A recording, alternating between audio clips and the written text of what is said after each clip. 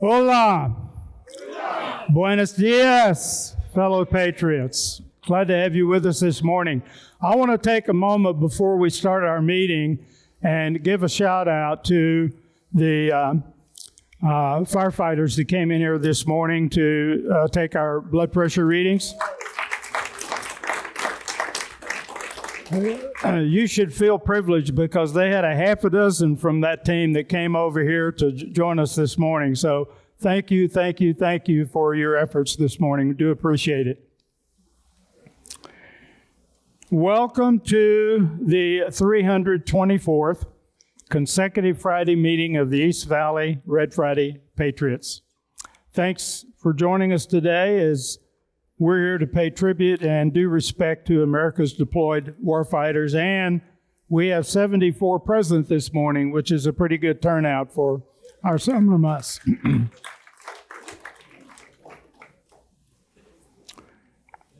May I see the hands of those of you that have eaten a sandwich during the past week? If you've eaten a sandwich during the past week, raise your hand. How about 2 sandwiches within the past week? Raise your hands. 3 or more? Did any of you make a breakfast sandwich this morning?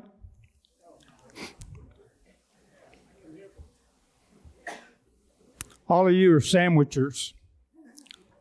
Now, I doubt that you're aware that the month of August is National Sandwich Month.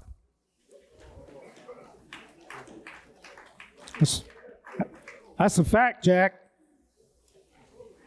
And you know, for most folks, it's a fun excuse to enjoy a Subway sandwich, a grilled cheese, an egg sandwich, maybe visit a new deli spot. However, for our armed forces members, the sandwich represents something a bit more sacred.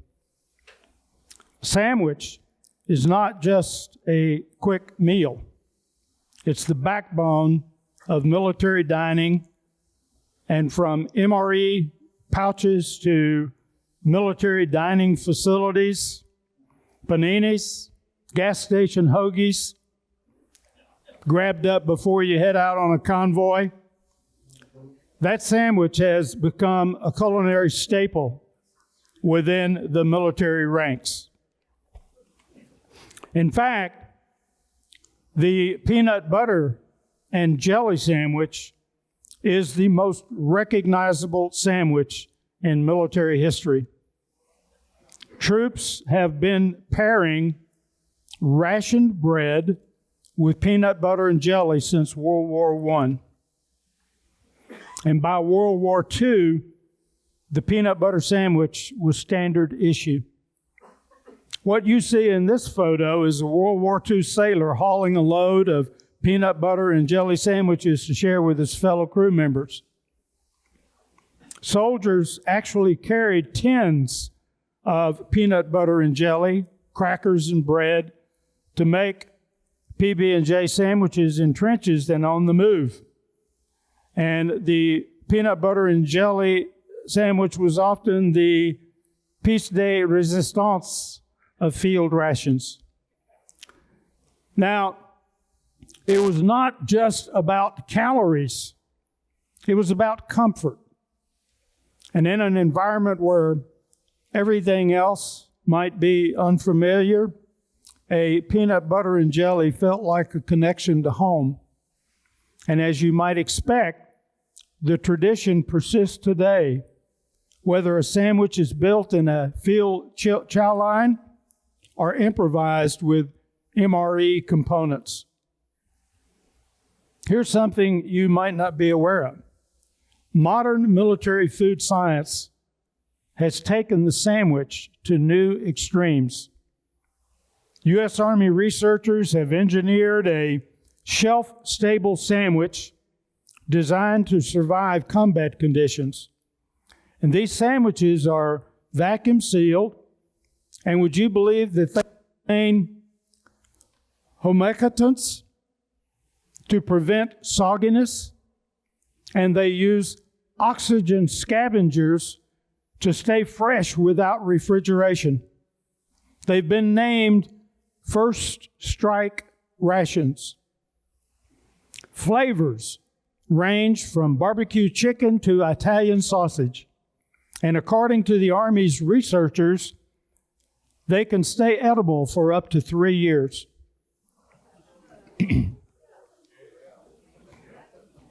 And if you believe that,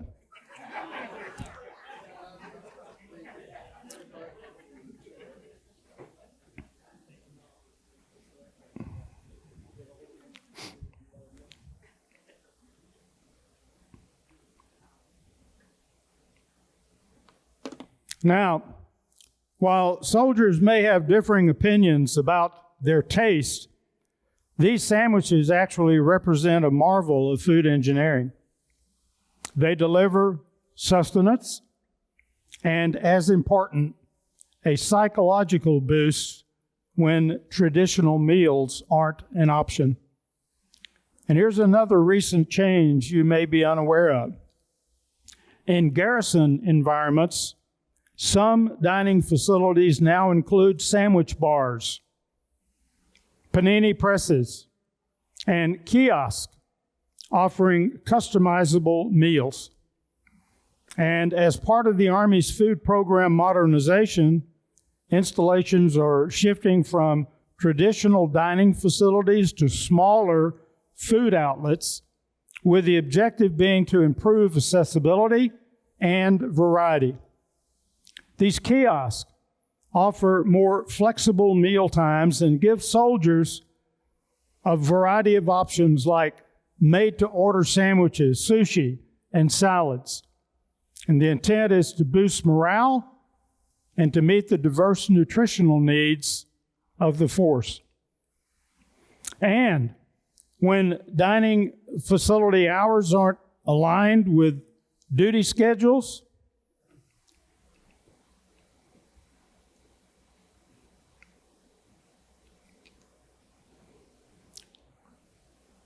then you have an opportunity to hit these kiosks without having to wait until the next morning when the dining facility happens to open. These food trucks align with these soldier schedules. Being placed on site, they can actually have access to a mobile food service. Commissary deli sandwiches, gas station hoagies, flavor chariots, convenience store, they all fill the gap. And whether it happens to be a Wawa sub on the East Coast or a Casey's Pizza sub in the Midwest, these sandwiches become lifelines during late night shifts and weekend duties. Because who among us hasn't scarfed down a gas station hoagie and energy drink on the way to or from work? You know, the sandwich's simplicity is genius. Bread, in its various forms, has been a military ration staple since the Revolutionary War, from hardtack crackers to ash cakes baked in campfires. Bread has always been a vehicle for sustaining our troops. And when World War II erupted, field bakeries were standard in the Army's logistical chain, ensuring fresh loaves were delivered alongside ammunition and fuel. We can agree that bread is not necessarily glamorous, but it is reliable. It holds the peanut butter packet, the instant tuna mix, or whatever happens to be in an MRE pouch on any given day. You might say that throughout history, wars have been won on the back of a bread loaf. You know, the military is filled with traditions and rituals that span generations. Tradition is a staple that's been passed between ranks, shared between units, and improvised across every branch of service. And in a military that today is filled with complex systems and high-tech innovations, sometimes it's the simplest things that keep it moving forward. Bread, protein, and whatever else can squeeze between them, that's something that truly holds the force together. In this modern age of electronic text messaging, tweets, and messaging, there is an old adage that goes, bread, a tasty treat. The more you eat, the more you tweet. The more you tweet, the more you eat, so eat your bread with a little meat. Join me as we pledge to Old Glory.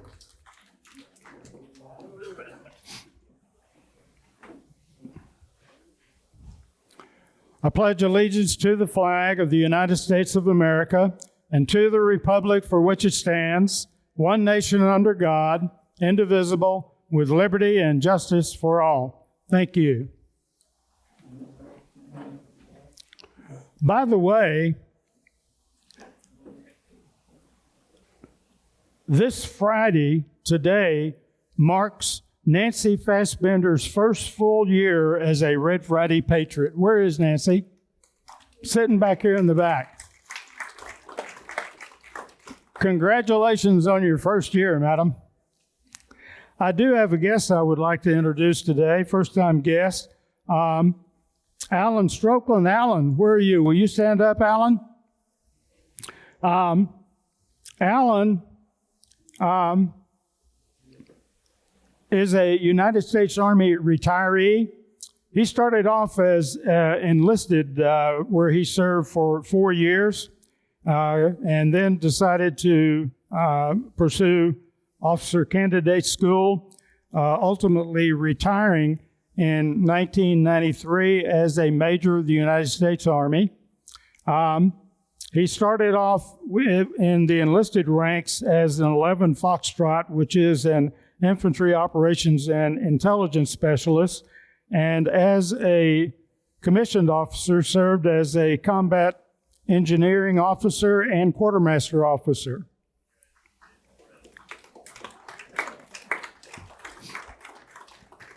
The guys that made hang on. Hello? The guys that what? made the bread. There you go. The guys that made the bread. Can I offer a little story? You may. Okay, in 1863 at the siege of Petersburg, General Grant had a railroad that was going around the southern edge of Petersburg, outside the lines, of course, and that supplied the troops. Well, what he did psychologically was freshly baked bread was putting on those rail cars and just run around there and let that whiff into Petersburg people that were starving to death. And it made them come across the line in droves. Interesting story. Interesting story. So not only are you a quartermaster officer, but you're a historian? Civil War. Civil War. Civil War. Where are you originally from? North Dakota. Okay, we've got a few North Dakotans in here. Yeah, I'm originally from Minot, and I didn't go in the Air Force because I knew they'd send me back to Minot. I have another story. See, I am a historian. I sat down here, and Ron over here, he's in the Marical Division. And for you Marines, I know you're special. Okay, Guadalcanal, first guys that went on the offensive in the Pacific in World War II, and were helped out by a regiment from the Marical Division, freshly made. They came in and helped you out on October 13th of 1941. And Chesty Puller said he would fight with them North Dakota farm boys anytime, any place, anywhere. Superb, superb. Thank you for joining us today. We're glad to have you with us. By the way, Alan is both a Vietnam and Gulf War veteran. Thank you. Thank you for your service, sir. May I have a hoo-ah for Alan here, our first-time guest? Hoo-ah. Thank you. May I see the hands of those who completed airborne training and earned the coveted parachutist badge commonly referred to as jump wings? May I see your hands? Will you please stand? May I have a hoo-ah for these sky soldiers? Thank you. Thank you. Gentlemen, I envy you. I really do. Well, for those of you present that did earn your jump wings a few years ago, you were probably equipped with the model T-10 parachute, or commonly referred to as the Troop Parachute Model 10, which was a 35-foot diameter canopy with hardly any maneuverability. But like most everything in the military over the years, the T-10 went through numerous revisions and nomenclature changes, and in 2006, those various models of the Troop Parachute were replaced by the current model MC6 parachute. MC is an acronym for Maneuverable Canopy. You may be interested to know that the model MC6 offers numerous advantages over the old T-10, primarily due to its steerable canopy and lower descent rate, allowing for more precise landings and reduced landing impact. Now, the MC6 is designed for maneuverability, and it enables paratroopers to navigate to specific landing zones and potentially avoid dangerous obstacles on the ground. Has a better glide ratio and a better turn ratio, whereas the old T-10 is non-steerable with limited directional control.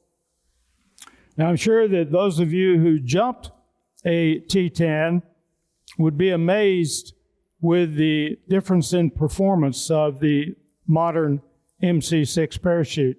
There's truly a world of difference there.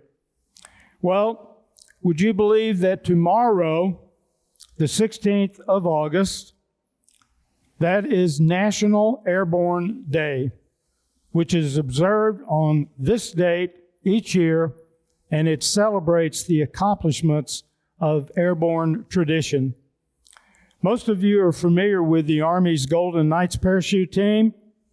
The Golden Knights are among the best-known American paratrooper organizations conducting exhibition skydiving jumps across the nation, and they do an outstanding job in representing the Army and airborne forces.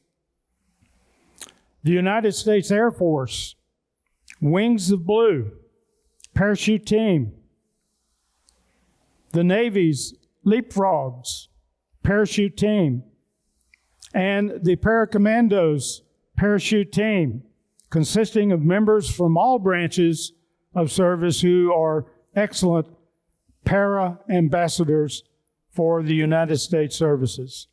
So, on August 16, the accomplishments of combat paratroopers, to include the Airborne Rangers and the multi-branch special services parachutists, are noted across more than 7 decades of service, including the Iraq War in 2003. National Airborne Day is designed to honor the United States Airborne Forces and the first parachute jump of 48 volunteer members of the United States Army Parachute Test Platoon on August 16, 1940. 84 years ago, on August 16, while World War II was raging, but before the United States had entered the war, a platoon of U.S. soldiers completed 4 days of intense parachute jumps in a test that led to the creation of the Army's elite paratrooper units to be known as airborne. The Army's parachute test platoon began the first series of test jumps on August 13, and they ran through August 16, 1940. And soon thereafter, U.S. Army airborne units were formed. The use of parachutes was an innovative method of warfare during World War II. It gave the Allies an opportunity to deploy troops behind enemy lines. Being able to drop paratroopers into combat affords a relatively quick way to get a tough fighting force right in over the enemy's head and landing in his backyard, there to wreak immediate havoc. And no other capability resides like that in our entire military. That ability to very quickly get forward of friendly lines and to penetrate enemy territory and immediately have that shock and awe perspective on enemy forces is unparalleled. The effect is almost like dropping a cat in a dog kennel. Well, in November, the United States Army conducted the first combat parachute jumps. The soldiers of the 2nd Battalion, 509th Parachute Infantry made a total of 93 combat jumps. Soldiers from the 509th and soldiers from other units ultimately formed the legendary 11th, 13th, 17th, 82nd, and 101st Airborne Divisions that participated in many fights during World War II. A short time later, with the nation now heavily involved in the war on both sides of the globe, it was some of those same units that made history parachuting into the darkness over Nazi-occupied France on D-Day, June 6, 1944. They seized key terrain and disrupted German communications ahead of the massive Allied amphibious landings that began hours later on those Normandy beaches. Following World War II, numerous combat jumps have been conducted by elite airborne forces, many of which were covert and are still classified missions. Many of those operations have yet to be declassified. But the same tactics employed in World War II were employed during the Korean War and the Vietnam War, and eventually those tactics were used by Rangers and Green Berets in Grenada and Panama. President George W. Bush created National Airborne Day to be observed on August 16th, 2001.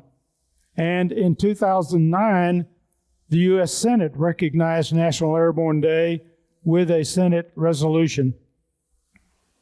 Let's take a moment and listen to Sergeant First Class Bloomer describe what the current airborne training consists of.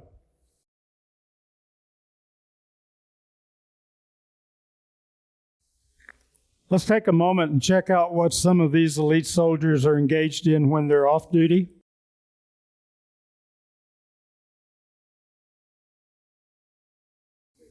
How about a big hoo-ah for America's airborne sky soldiers? Thank you, thank you.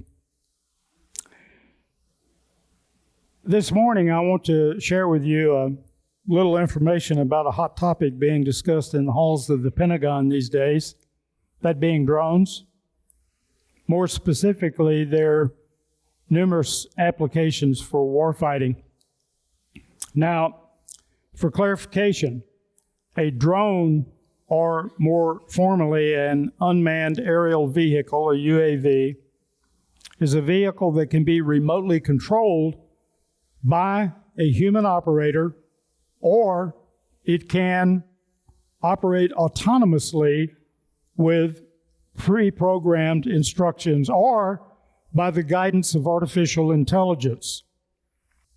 That's a far cry from the old fly-by-wire model airplanes that we flew back in our backyards as kids. Do any of you remember those planes always going around in a circle? Well, I'm curious. Have any of you ever flown or witnessed the flying of a drone? If not, I encourage you to give it a try. You know, you can go to Walmart or search the web, and you can buy a little 7-inch high-definition streaming drone with a wide-angle lens for $40. It offers a 280 by 720 pixel high-definition camera, and it streams video directly to your mobile device while simultaneously recording video on a removable micro SD card. They're absolutely amazing little critters.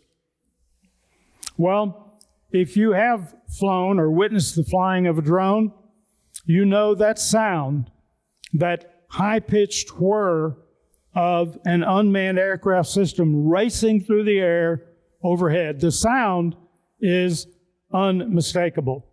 Now, let's transition from civilian or commercial applications to military applications. Think about combatants on the battlefield. To a soldier hunched down on the ground to avoid detection by a drone, it might be game over or at least a loss of control of the battlefield position.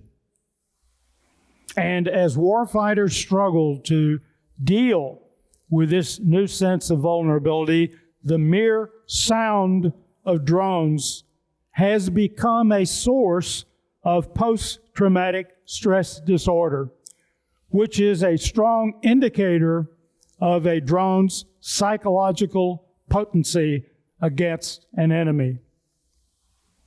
PTSD from drone exposure, who would have thunk? This has proven to be true in the Russia-Ukraine war, time and time again. You know, the internet is heavily populated with videos of ingenious drone warfare where they are targeting entrenched enemy soldiers and airfields and tracked or wheeled vehicles. Some of those wheeled vehicles are actually on the move. And these videos actually demonstrate the value of drone attacks as having low-risk tactical access to a denied area behind an enemy line. Now, as you might expect, most military assessments of drone capabilities focus on their potential for delivering lethality, as well as their value for reconnaissance and intelligence gathering. But were a military analyst to take an alternate view of these new drone weapon systems, it's usually to consider threats posed from our enemy's use of drones. How do you defend against and how do you combat drones? And were we to look beyond the more commonly perceived military applications of drones, perhaps the most cunning use of drones on the battlefield is their psychological impact. Think about that. A drone's psychological impact on an enemy or civilian population. You know, drones are seemingly unstoppable. They can appear from everywhere and nowhere in massive numbers. They are known for their phenomenally accurate lethality. We've seen their lethality in countless video recordings posted to the internet. Now, tactically, drones are an advantage to special operations focused on precise targeting. That's been proven beyond doubt. But it's the resulting emotional and mental paralysis that might offer strategic opportunity to both sides of the fight. In fact, our military commanders, hoping to use drones to inflict mass casualties or take and hold terrain, may be overlooking how a human's mind responds to these drone systems when on the attack. Observations of drones used in warfare, specifically the Russia-Ukraine war, report that frontline soldiers are now known to go to extraordinary lengths of camouflaging themselves and to maneuver away from drone detection. In fact, persistent surveillance by drones has been known to breed paranoia among civilians. The constant presence of drones has proven to evoke fear, helplessness, and even despair. I mean, think about having drones constantly surveilling your dwelling or following you in your vehicle on your travels, never knowing whether or not they are armed, and if so, will they deploy a weapon system? So it's safe to say that everyone in a war zone, in some sense, are held captive by drones. Their cognitive applications, in other words, how drones affect their mind, are perhaps the most underanalyzed advantage of UAVs. And the psychological advantages are now just beginning to come in focus. Well, more recently, I've done a bit of research on drones, and I've learned quite a lot about their significance for military applications. I did find one particular publication to be exceptionally informative, especially as it pertains to the psychological operations applications for drones.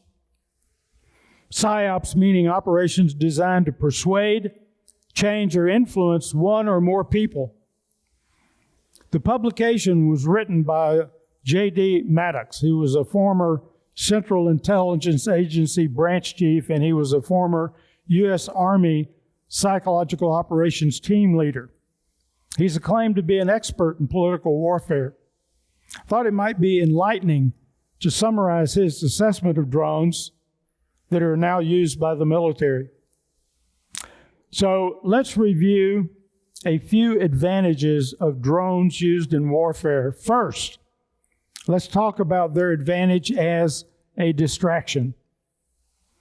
In a war zone, the sound or sight of a nearby drone often triggers an immediate fight or flight reaction, not unlike someone pulling a weapon on you.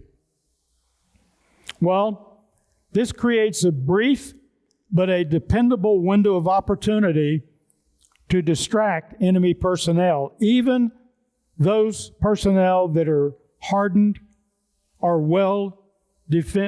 assuming well-defended positions. It also provides a reliable opportunity to draw attention and small arms fire to the drones and away from a more critical target like troops or vehicles on the offense, resulting in negligible or possibly no casualties. Great application for drones. Military also considers the potential use of drones for displacement, meaning that the presence of a drone often prompts efforts to either destroy it, to run from it, or hide from it. That sense of inescapable surveillance can lead to the abandonment of a location simply due to fear of detection or targeting, or at minimum, to abandon the location due to fear of detection and targeting. It can weaken control of a specific location due to an enemy hunkering down. This means that surveillance may be particularly useful for controlling terrain. Another military application for drones might be immobilization of an enemy. Recent drone operations have forced combatants to entrench themselves and seek safety inside reinforced hideouts and remain hidden as best they possibly can. This entrenchment creates a virtual paralysis of ground forces under persistent drone presence. And with this in mind, commanders might use continuous drone coverage to operationally immobilize the enemy, at least for a limited period of time. Then there's the potential use of drones for equivocation. By this, I mean that an unmarked, unidentified, or a misidentified drone's country of origin may create some confusion and fear among combatants and non-combatants alike. Therefore, minimizing a drone's country of origin markings offers a potentially useful tactic, but it may present an ethical dilemma. That has yet to be determined. But if a drone is untraceable, it makes it easier than ever to conduct traditional covert actions designed to deceive by making it appear as if another entity is responsible for the action. In essence, it's an act of deception where the true perpetrator conceals their identity, blames someone else, often in order to provoke a reaction or to justify a specific course of action. Equivocation, an interesting concept for the use of drones. Another potential benefit of drones used for military operations might fall under the category conditioning. It's been determined that combatants exposed to repeated drone attacks generally change their daily patterns of activity to avoid detection. A pattern of primary drone attacks followed by secondary attacks creates anticipation of potential third or fourth follow-up assaults among the enemy. So, these behaviors reveal a psychological vulnerability that drones can exploit through routine exposure, conditioning the mind. Another interesting application of drones for military operations falls under the classification of documentation, dissemination, and condemnation. Let me explain. Drones are not necessarily only a tactical asset on the battlefield, but they can also be potential tools that can be quite potent for military propaganda and psychological warfare. The very image of a drone shapes narratives.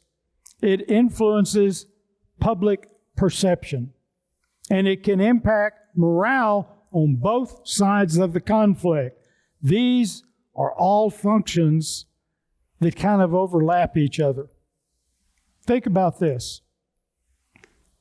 Military media producers use drones to capture footage of enemy defeats, enemy surrenders, enemy desertions. And those videos might actually showcase the enemy's failures to both sympathetic and unsympathetic audiences. But the videos also can convey a sense of inescapability from drones. You can't hide, you can't run. Then too, drones have been fitted with loudspeakers for communicating with combatants. They can distribute leaflets and even be equipped with high decibel sound projection for non-lethal effects, similar to a stun grenade, commonly referred to as a flashbang grenade. On the flip-flop, they can also be used to deliver humanitarian and medical aid to denied areas. So indeed, drones provide unlimited opportunities for projecting advantageous information in a targeted audience. In particular, drones can be equipped with powerful imagery collection systems that may be used to produce emotionally charged appeals to global audiences. For example, drone video imagery of an atrocity against civilians, be it real or a staged atrocity, could be shown publicly or in courtrooms, and it could even be shown through diplomatic channels as a campaign against an aggressor. The goal being to reduce support for the aggressor and persuade viewers of their culpability. Drones might also be used to discreetly document and expose military buildup before an expected offense, with the goal of casting doubt on the legitimacy of an aggressor's violent intentions and creating international unity against them. More recent outcomes of campaigns like these are measurable. An example being the declassification and release of intelligence community reporting about Russia's military preparations for their 2022 invasion of Ukraine, which created international resolve against Russia. So, it's apparent that strategic informational uses of drones will require a shift of mindset from their lethality and their destructive applications to their more creative applications potential. If recent war zone drone use has taught our analysts anything, it's that the United States should be prepared for its enemy's very worst use of drone technology. It simply will not be enough to try to match an enemy's kinetic offense.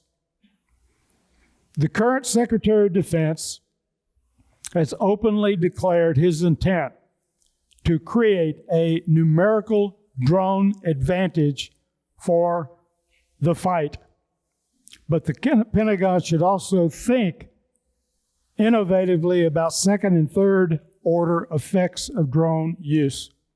And they should initiate both policy and exercises to put them to use in ways that exceed our adversaries' advantages. So, what might be a new approach? We know that most militaries are notorious for resisting new warfighting concepts. Militaries are simply slow to embrace change. Therefore, the United States military needs an equivalent test, one that demonstrates the strategic potential of drones and their influence on military operations.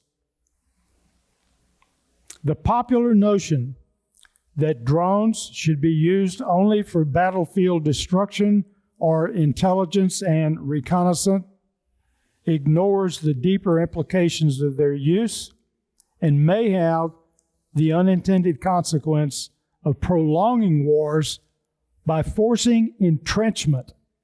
That's World War I all over again.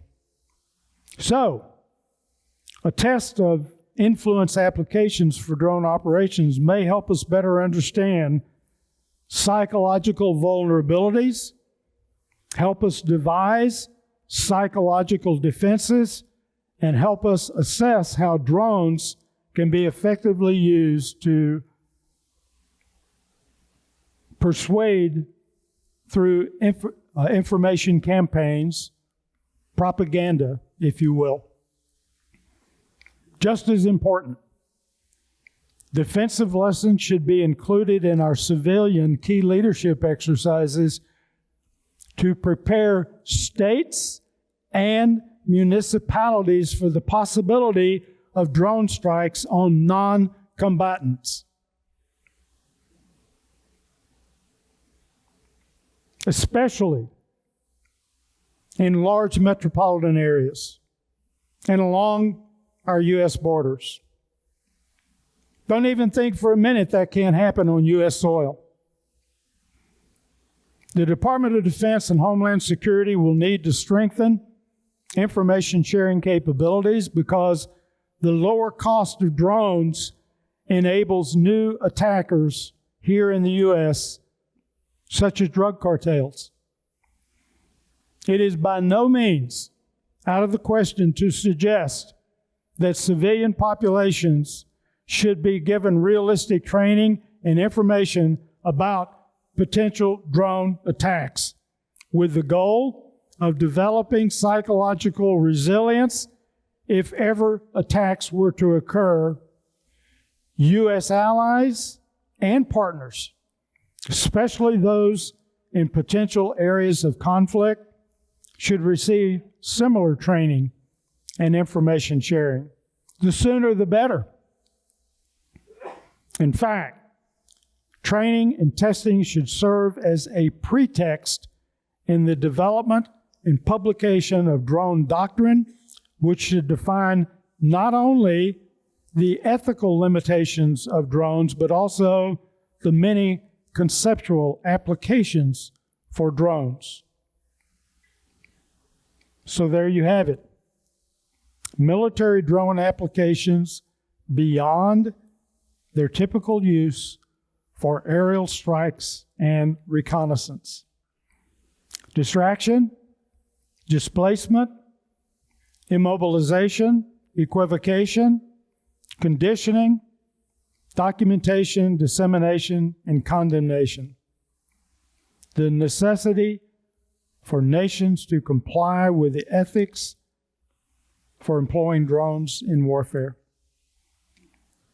Certainly, drone technologies are not new. They've been around for a while, but they're about to become an even more integral part of warfighting.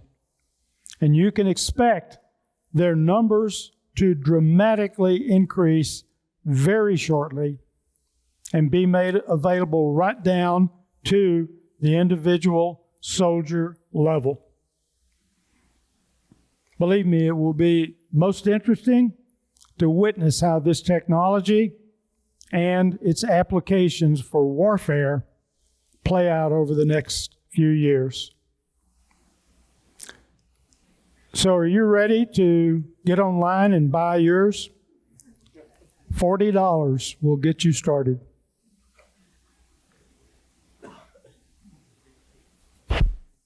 I want to take this opportunity to thank Alan for joining us as a first-time guest. We hope that you'll be able to join us again. Please know that you'll always be welcome here. And as a final reminder, let's not overlook the importance of our Red Friday mission to keep our deployed warfighters in our thoughts and prayers and to continue to demonstrate our support for these fine men and women. Please enjoy your weekend.